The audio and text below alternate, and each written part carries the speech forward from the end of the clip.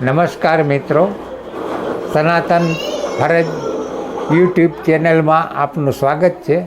આપ સૌના સહકારથી માર્ચ મહિનામાં અમે યુટ્યુબ ઉપર વિડીયો મૂકીએ છીએ અને સનાતન ફરજ એક વિચારધારા, વૈચારિક ક્રાંતિ સાથેનું એક અભિયાન છે અને એ અભિયાનમાં આજે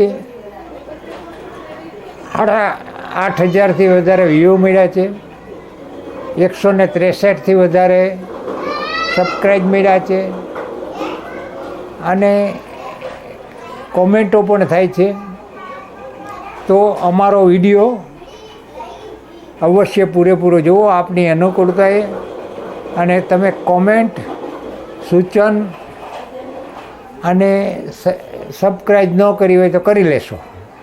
નમસ્કાર. થઈ જાય ન્યોછાવર સ્મિત સઘળા, એવા હું ક્રંદન લાવ્યો છું. ફૂલોની ધડકન લાવ્યો છું, ઝાકળના સ્પંદન લાવ્યો છું. નરસિંહની ઝાંખીમાંથી હું મોહનની મડુલી માં ધરવા. નરસિંહની ઝાંખીમાંથી હું મોહનની મડુલી માં ધરવા. ચેતનના ચંદન લાવ્યો છું, આતમના વંદન લાવ્યો છું. રાજકોટ નાગરિક સહકારી બેંકના આંગણે દર મહિનાના ત્રીજા શનિવારે યોજાતા વાંચન પરબના 80મા મણકામાં બેંક વતી હું ધનંજય દત્તાણી આપ સર્વે શ્રોતાઓનું હાર્દિક સ્વાગત કરું છું તથા ઓનલાઈન યુટ્યુબના માધ્યમથી નિહાળી રહેલા સૌ ભાવકોને પણ આવકારું છું. આપણે ખૂબ સરસ મા ઉપરનો વિડીયો જોયો, પણ દર વર્ષે જૂન મહિનાના ત્રીજા રવિવારે ફાધર્સ ડે ઉજવાય છે. માતા વિશે ખૂબ લખાયું છે સાહિત્યમાં, પણ પિતા વિશે બહુ જૂજ લખાણું છે.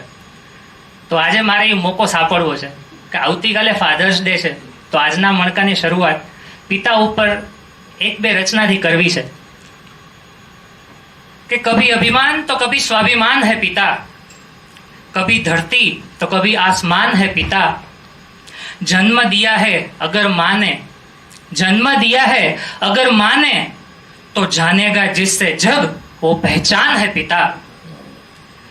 कभी कंधे पे बिठाकर मेला दिखाता है पिता, कभी बनके घोड़ा घुमाता है पिता.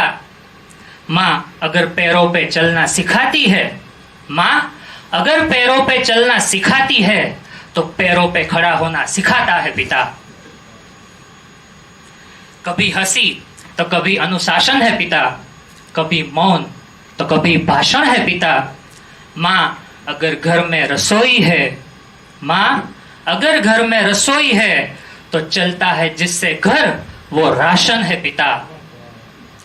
कभी हंसी और खुशी का मेला है पिता, कभी कितना तन्हा और अकेला है पिता. माँ तो कह देती है अपने दिल की बात, माँ तो कह देती है अपने दिल की बात, पर सब कुछ समेट के आसमान सा फैला है पिता, पर सब कुछ समेट के आसमान सा फैला है पिता. ने बीजी एक रचना परितोष त्रिपाठीए लखेली है कि पिता रोटी है, कपड़ा है, मकान है. पिता रोटी है, कपड़ा है, मकान है. पिता नन्हे से परिंदे का बड़ा आसमान है. पिता है तो घर में प्रतिपल राग है, पिता है तो घर में प्रतिपल राग है. पिता से माँ की चूड़ी, बिंदी और सुहाग है. पिता है तो बच्चों के सारे सपने हैं, पिता है तो बच्चों के सारे सपने हैं. पिता है तो बाजार के सब खिलौने अपने हैं. પણ આપણે આપણી પરંપરા મુજબ જોઈએ આજનો બુક કોટ.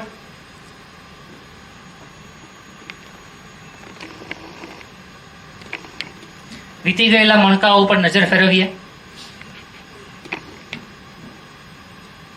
છેલ્લે આપણે 79મા મણકામાં સાયકોલોજી ઓફ મની, મોર્ગન હાઉઝેલ જેના લેખક હતા અને વક્તા હતા ડોક્ટર સલીમ સોમાણી.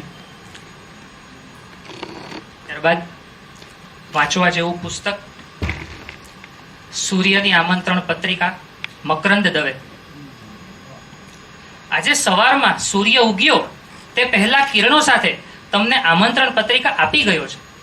તે આમંત્રણ છે જીવનના મેળામાં ભાગ લેવાનો. તમારા એકાંત અંધારાના ખૂણામાંથી બહાર નીકળી ખીલતા ફૂલની જેમ, ઉડતા પક્ષીની જેમ તેજની દુનિયામાં તરવા આવવાનો, એ આમંત્રણ સ્વીકારવું કે ન સ્વીકારવું એ તમારા હાથની વાત છે. સૂર્ય તો આવતીકાલે પણ એવું જ પ્રેમથી સભર આમંત્રણ આપી જશે. તેજની લિપિમાં લખાયેલું આ આમંત્રણ શું કહી જાય છે?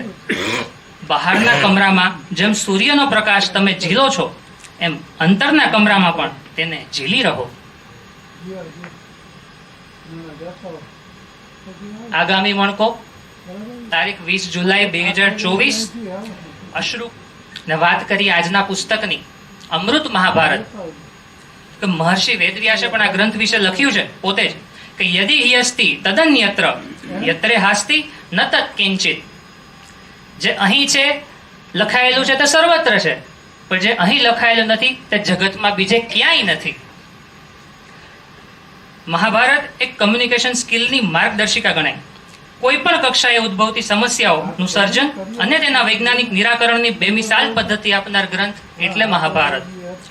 દુર્યોધનની દુવિધા તો આજે પણ જોવા મળે છે દરેકની અંદર.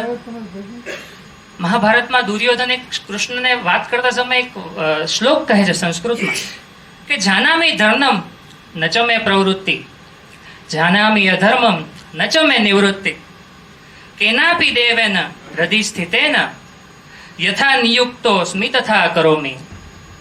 આપણા બધાની અંદર પણ કંઈક આવું જ છે. જીવન જીવવા માટે ખબર છે વહેલું ઉઠવું જોઈએ, યોગ કરવા જોઈએ, કસરત કરવી જોઈએ, સારું વાંચન કરવું જોઈએ. જાનામિ ધર્મમ ન ચ મે પ્રવૃત્તિ. મહાભારત આપણો એક ઐતિહાસિક અને આધ્યાત્મિક વારસો છે, જે જીવનના પ્રત્યેક પાસાઓ પર પ્રકાશ ફેલાવનાર વૈશ્વિક જ્ઞાનકોશ છે, જેને આપણે સૌ આજે માણવાના છીએ. અને આજે આ પુસ્તક 50% ડિસ્કાઉન્ટ સાથે ઉપલબ્ધ છે, તો આપણે સૌનો લાભ પણ લઈએ. ને વાત કરીએ આજના પુસ્તકના લેખક શ્રી ભાણદેવજી, કે જેઓ હમણાં જ આપણે 76મા મણકામાં હિમાલય દર્શન ઉપર આપણે તેમને માણી ચૂક્યા છીએ. કે તત્વજ્ઞાનમાં MA અને ડિપ્લોમા ઇન યોગમાં અભ્યાસ કરેલો છે. સાદું જીવન જીવતા એક યોગ શિક્ષક અને લોક શિક્ષક. યોગ શિક્ષણ અને અધ્યાત્મ બોધ માટે તેઓ વિશ્વ પ્રવાસ કરતા રહે છે. ભારત સરકાર તરફથી તેમને યોગ વિદ્યા અને ગુજરાતી સાહિત્ય પરિષદ અને અકાદમી તરફથી તેઓને સન્માનિત કરવામાં આવેલા છે. તેઓ યોગી, યોગાચાર્ય અને યોગ વિશારદ છે. યોગ વિદ્યા વિશે તેમણે 20 ઉપરાંત પુસ્તકો લખ્યા છે તથા હજુ પણ તેઓ લખતા રહે છે. અનેક વિદ્યાના તલસ્પર્શી અને અનુભવ સિદ્ધ જ્ઞાતા, સમર્થ વક્તા, લેખક, ચિંતક, શિક્ષક અને સમાજ હિત ચિંતક. શ્રીમદ ભાગવતના સમર્થ કથાકાર, સારા ગાયક, યજ્ઞ પૂજન આદિ ક્રિયા યોગના સારા જ્ઞાતા અને ઉપાસક. તેઓના આશ્રમમાં એક જીવંત યજ્ઞશાળા પણ છે. એમણે હિમાલયની અપરંપાર યાત્રાઓ કરી છે, મોટા પ્રમાણમાં ભારત દર્શન કર્યું છે અને યુરોપ તથા અમેરિકાઓની યાત્રા પણ કરી છે. તદ વિષયક ગ્રંથોની રચનાઓ પણ કરી છે. તેઓ વેદ, ઉપનિષદ, શ્રીમદ ભાગવત, આધ્યાત્મ વિદ્યા, યોગ વિદ્યા, મીરા, ગંગા સતી, જીવન વિકાસ, હિમાલય, શિક્ષણ, હિન્દુ ધર્મ, ભારતીય મનોવિજ્ઞાન એમ અનેક વિષયો પર 130 કરતા પણ વધુ પુસ્તકો લખી ચૂક્યા છે. તેમની અન્ય કૃતિઓ આપ સ્ક્રીન ઉપર પણ જોઈ શકો છો. ને વાત કરીએ આજના વક્તા ડોક્ટર વિરેન્દ્ર ભટ્ટ, કે જેઓ નિવૃત્ત કૃષિ વૈજ્ઞાનિક, જુનાગઢ કૃષિ યુનિવર્સિટીમાંથી જુનાગઢ જનવાણી 91.2 FM રેડિયો અને એગ્રીસનેટ સ્ટુડિયોના નિવૃત્તિ સુધી તેઓ ડાયરેક્ટર પદ પર રહ્યા.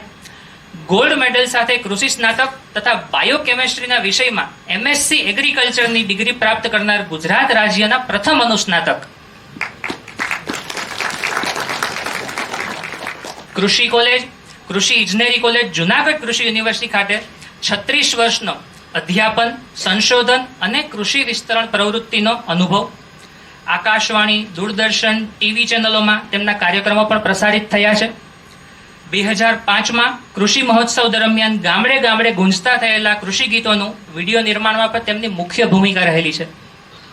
2012થી જુનાગઢ કૃષિ યુનિવર્સિટી ખાતે એગ્રીસનેટ સ્ટુડિયોના ડાયરેક્ટર તરીકે 300થી પણ વધુ કૃષિ વિષયક ડોક્યુમેન્ટરીનું સર્જન કરેલું છે. જેમાંની એક ડોક્યુમેન્ટરીને વર્ષ 2023માં Indian council of agriculture research manage દ્વારા બેસ્ટ ડોક્યુમેન્ટરીનો એવોર્ડ પણ પ્રાપ્ત થયેલો છે. જેઓ મહાભારતમાં ખૂબ જ ઊંડો રસ રુચિ ધરાવે છે અને 5 વર્ષથી તેઓ તેમનો અભ્યાસ કરી રહ્યા છે. હિન્દી, ઇંગ્લિશ અને ગુજરાતી ભાષાના ઘણા પુસ્તકો અને લેખોનું પણ તેમણે મહાભારત વિશેનું કલેક્શન કરેલું છે. મહાભારતનો નૈતિક, સાંસ્કૃતિક અને આધ્યાત્મિક આમ ત્રણેય એંગલથી તેઓ અભ્યાસ કરી રહ્યા છે. મહાભારતના પાત્રોની ખામીઓ અને ખૂબીઓ તથા આજના સમયમાં તે પાત્રોના ગુણોની આવશ્યકતા વિશે તેઓ ચિંતન પણ કરે છે. આપણને ખ્યાલ છે કે કાલિદાસે ખૂબ પોઝિટિવ વાતો જ લખી છે જીવન વિશે, જ્યારે શેક્સપિયરે એક નેગેટિવ પાસું જ લીધેલું છે, જ્યારે મહર્ષિ વેદવ્યાસે આ બંનેનું સાયુજ્ય સાધ્યું છે. એટલે એના આધારે મહાભારતના જે પાત્રો, આપણે કહીએ કે કૌરવોના ગુણો અવગુણો તો છે પણ એમના ગુણો પણ દર્શાવેલા છે. જેમ પાંડવોના ગુણો છે એમ તેના અવગુણો પણ દર્શાવેલા છે. તો તેમના ઉપર પણ સાહેબ અભ્યાસ કરી રહ્યા છે. શ્રી કૃષ્ણ જીવનના પાસાઓને સાંપ્રત કાળને ધ્યાનમાં રાખી શ્રી કૃષ્ણને જગતગુરુ તરીકે નિરૂપણ કરવા માટે તેઓ મથી રહ્યા છે. 2021થી દર મહિનાના બીજા અને ચોથા ગુરુવારે સાંજે 9 કલાકે મહાભારત 360 નામના ગ્રુપ અન્વયે વેબિનારનું આયોજન કરે છે, જેના વિડીયો પણ આપ સૌ મહાભારત 360 નામની યુટ્યુબ ચેનલ ઉપર નિહાળી શકો છો. અને તાજેતરમાં જ જુનાગઢ ખાતે વાંચન પ્રત્યે અભિરુચિ વધારવા માટે શરૂ થયેલું વાંચન વલણો, કે તેમાં પણ તેઓ કોર કમિટીના એક કાર્યશીલ સદસ્ય રહેલા છે. તો હવે વધુ કંઈ ના કહેતા હું પ્રોફેસર વિરેન્દ્ર ભટ્ટ સાહેબને આમંત્રણ આપું કે શબ્દ સુમનનો સાથ લઈને, વાણીથી રજૂઆત લઈને સ્વાગત છે અહીં આપનું તાળીઓનો ગડગડાટ લઈને ડોક્ટર વિરેન્દ્ર ભટ્ટ.